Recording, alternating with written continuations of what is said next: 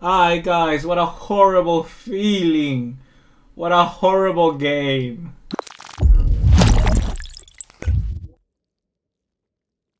What's going on guys? ¿Cómo están? BugaLuis here, and 2-0 defeat in El Clásico. Real Madrid go back on top in La Liga. 1 point difference separates us, the two big teams in Spain. And what a horrible display. Overall, the team was just awful. In reality, awful. It was like every 5 minutes, one of our players, did something good, did something amazing. But then for the entirety at rest 90, everything was completely inaccurate. There was so many sloppy passes, sloppy tackles, and Barcelona could never get control of the game. Never. There was a brief period of like 15 minutes at the end of the first half where Barca looked like they were gonna score or try something. We missed our chances, and well, that's what happened when you miss your chances. You get Vinicius Jr. and the joke that is Mariano to score against you. Like, I want to try and take this kind of realistically, start talking from the first few minutes. The selection of the team, I think it was alright. From what we've been seeing of Setien, he likes to play that kind of 4-3-1-2 with Arturo Vidal being that player linking, or not linking, in between the two lines. I think the selection of Arturo and De Jong was good. Arturo was our best player, I would say, by far. He was constantly trying, moving away from his normal midfield position, joining the attack. Most of the time he was the first player, that first line of pressure, which was surprising. So good job to Arturo right there. But De Jong, I don't know. De Jong had one of his worst games in Barcelona today. He didn't perform whatsoever, I would say. People were saying I could hear stage fright or whatnot, but in reality, it was just an entire team performance that didn't benefit any single player. And that's what I do not want to blame. I don't want to blame every single player individually, kind of signal them out. No, Barcelona played today a bad game collectively. Real Madrid were completely the opposite. The plan that Zinedine Zidane had set out for this game really benefited the players that they had on the field. Putting too many players on that midfield allowed Barcelona to not have enough circulation of the ball. I said that the incorporation of our attacker from the get-go would have been beneficial for Barcelona, but Quique Setien did something else with Arturo Vidal. And of course you could see that coming from the sort of formations that he has put out against Napoli, against Eibar.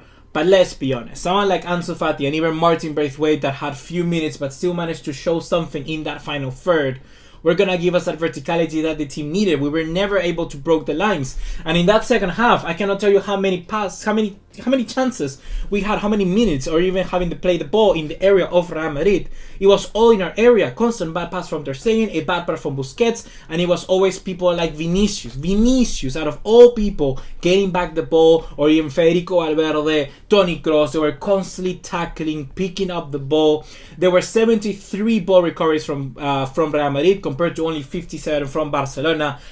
Real Madrid did a lot more in that facet of the game. They were constantly trying to get the ball. They were winning it so high up the field, guys. In positions where you simply do not want to lose it. Barcelona were giving them away. But let me take a breather. Because I'm not thinking straight. Let's start off with the first half. The game was overall very competitive and had a nice rhythm to it. A kind of perfect rhythm that you want to see from those pay-per-view kind of football top-tier games. It really, really was. You could just see that Madrid wanted to do one of two things, and it was simply overload the fullback position for Barcelona. You had Nelson Semedo, which with his pace and everything was good overall. Defensively, he can have some weaknesses. I still think he's a little better defensively than Sergio Roberto, so just imagine what we would have seen if we had Roberto there. But this player was completely exhausted around 60 minutes into the game. Vinicius gave him such a hard time, and seeing Fede Valverde just constantly overrunning through the left-hand area of Barcelona, so let's say Jordi Alba, we just couldn't control them at all, and they suffocated Barcelona in the first 20 minutes of the game. They had some very early opportunities, not too much to force Ter Stegen, but you could see that Madrid, they knew that they had to save their season in this game. They tried, and it was there. Barcelona, on the other hand, they didn't understand this message, and that's where I know I could go like, okay, Quique Setien, it's perfect. I love the guy. I'm not blaming him whatsoever.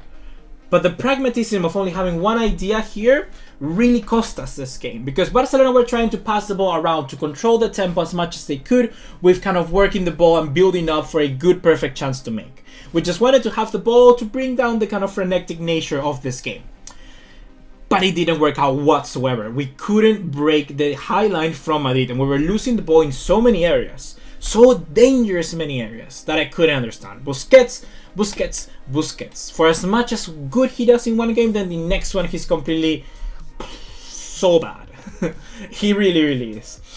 We never really got into dangerous positions, and when we did was for individual mistakes of Real Madrid. We did have some great chances in the last 15 minutes of the game, and if we wanted to win this game, we had to get a goal in there.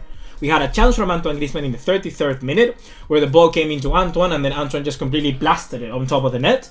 And then we have one of Lionel Messi, where it was a dink ball, I think from De Jong himself, onto Leo, the GOAT, and then he just hits it very straight into Courtois. Any other day, any other player, who knows, maybe out a shot into the flank, any of the 2-1s, and it could have been an easy 1-0.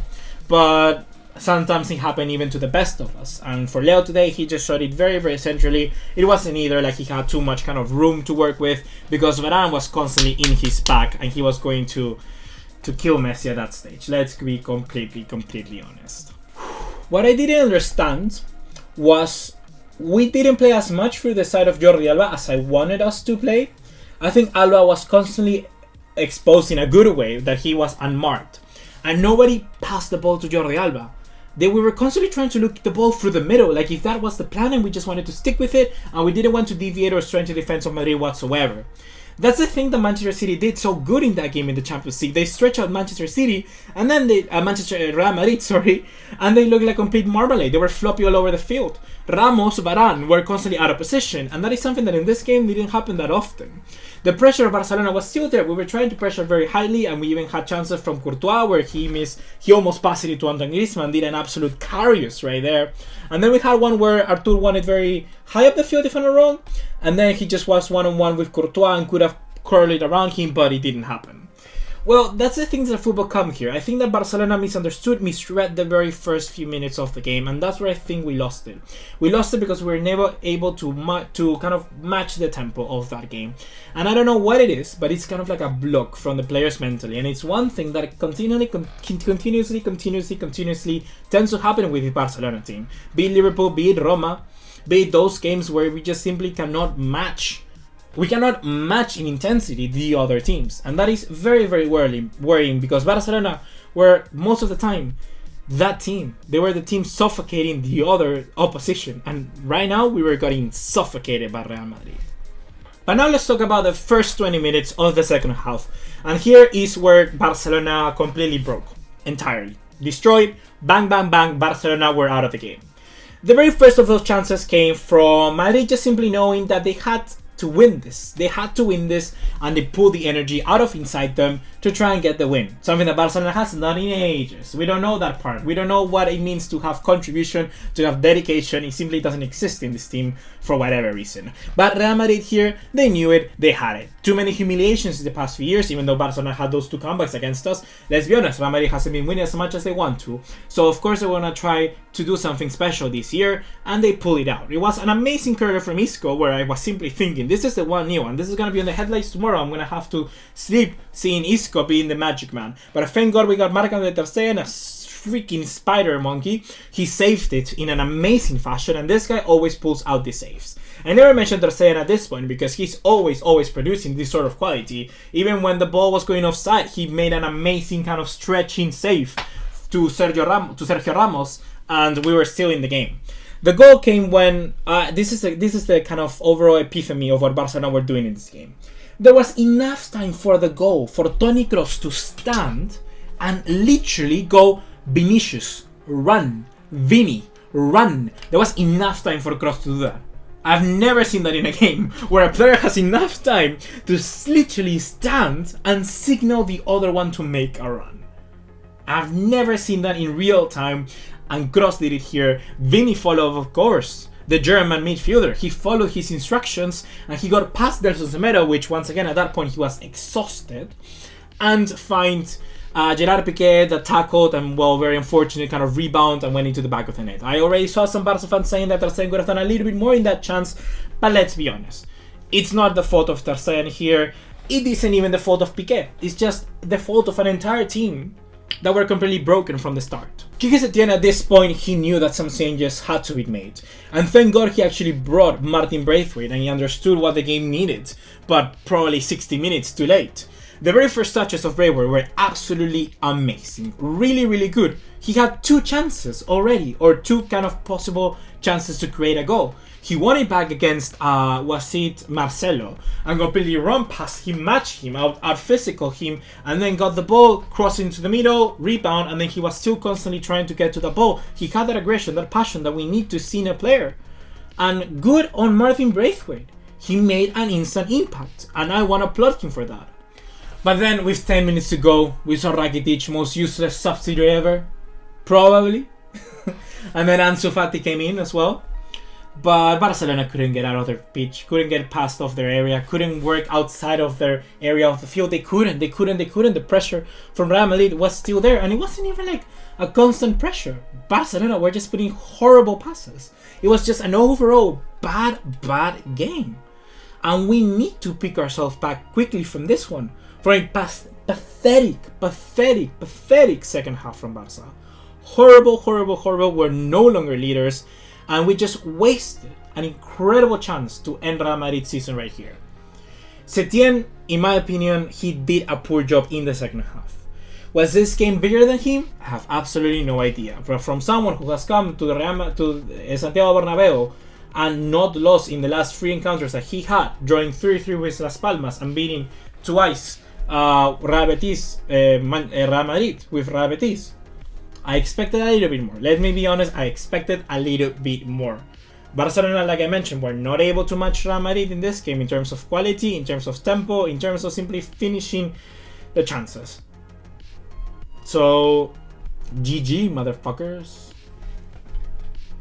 So now, guys, that's gonna be it for right now. If you're already tired of my voice, you can click away from this video. I'm gonna be covering the game with much more in-depth in the next one.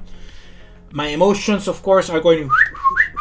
and I cannot think properly, so I promise you that we're gonna take a much more look in depth. We're gonna be having a better and most serious discussion, a serious talk about what happened today in this game, because it's completely unacceptable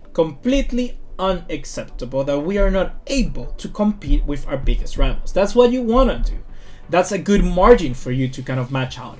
And Barcelona right now are not even matching Real Madrid, a team that got humiliated, well, not humiliated, but lost against Man City in the Champions League. We're not able to match them. So we have to we have to have a hard look at ourselves and see where we can go on from here. You understand? So let's do that. Take a break, guys. Take a break. Disconnect yourself from the internet for the time being and come back tomorrow ready to learn. Get ready to learn, and that's exactly what Barca needs to do right now. Get ready to learn. This season, we might not win anything. Who knows? Take it. Learn from it so that next season we can get a freaking proper squad and get back to winning ways.